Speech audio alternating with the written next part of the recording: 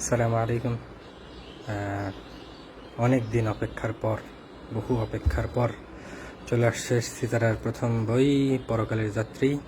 অনুবাদ করছেন আমাদের জাবের ইবনে কামাল ভাই। বইয়ের বাংলা বাজার প্রধান পরিবেশক অমিত প্রকাশের মিথুন ভাই গতকাল রাতে বই পাঠাইছেন। আসছি, বই আজকে রিসিভ করলাম। একদম unboxing, first impression. Hard cover বই আছে, শক্তভক্ত ভালোই। তো ভেতরের অবস্থা আপনাদের একটু দেখাই। এই আনবক্সিং ইমপ্রেশন টাইপ ভিডিওই প্রথম, তো I hope you guys consider as a newcomer. তারপরে কি অনুবাদকের বক্তব্য, মনে চাইলে পড়ে নিয়েন, না চাইলেও পড়ে নিয়েন, কারণ অনুবাদক বেশ কষ্ট করে লিখছে।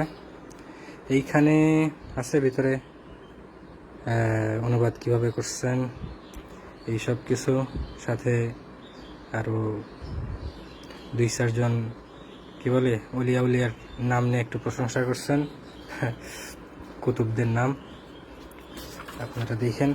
এরপর আছে নিরীক্ষকের ভূমিকা। এইটা আপনারা একটু বইটা নেবেন, তাইলে আশা করি ভিতরের বই পড়তে সুবিধা হবে বলতে বুঝতে পারবেন যে আসলে বিন্যাসটা কেমন হয়েছে, বইয়ের কি অবস্থা। এই তো গ্রন্থাকার পরিচিতি, আল্লামা ইমাম ইবনে দুনিয়া রাহিমউল্লাহর সংক্ষিপ্ত পরিচিতি। এরপরে হচ্ছে সূচিপত্র। প্রথম অধ্যায় হচ্ছে মৃত্যু সংক্রান্ত হাদিস ও আসার। দ্বিতীয় অধ্যায় হচ্ছে মৃত্যুর সময় আল্লাহর প্রতি সুধারণা রাখা। এরপরে তৃতীয় অধ্যায়ে রাসূল সাল্লাল্লাহু আলাইহি সাল্লামের মৃত্যুকালীন বক্তব্য। চতুর্থ অধ্যায় আছে খুলাফায়ে রাশিদিন ও পরবর্তী খলিফাদের মৃত্যুকালীন অভিব্যক্তি। এরপর রাষ্ট্রীয় দায়িত্বের মৃত্যুকালীন বক্তব্য। তারপর ধৈর্য ও সওয়াবের প্রত্যাশায় নিজেকে সান্ত্বনা দেওয়া। আরও আছে মৃত্যুকালে পরকালের ভয়ে অস্থির হওয়া। এরপর অষ্টম অধ্যায়ে অন্তিম মুহূর্তের কিছু কবিতা আবৃত্তি, বেশ কিছু দেখতে পাচ্ছি সালাফ সাহাবা, ওনাদের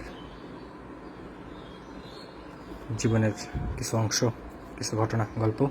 এরপরে নবম অধ্যায়ে বিক্ষিপ্ত কিছু অবস্থা ও বক্তব্য, মৃত্যু নিয়ে অবশ্যই। বাস, নবম অধ্যায় পর্যন্তই। এরপরে বাকি হচ্ছে আপনাদের বই, পড়তে থাকবেন 168 পৃষ্ঠার বই।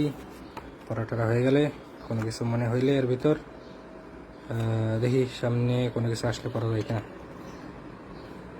ওকে, আছে টিকাগুলো চেক করে নিতে পারেন যারা সচেতন পাঠক।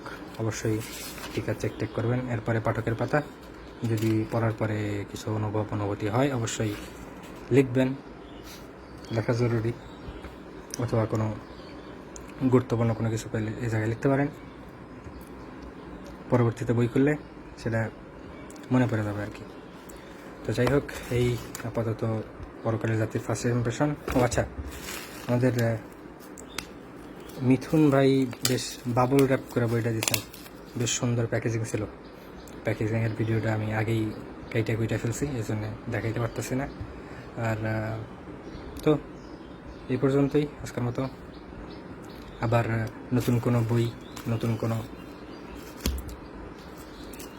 ভিডিওতে, ততক্ষণ পর্যন্ত সিতারাকে লাইক করবেন, ফলো করবেন এবং অবশ্যই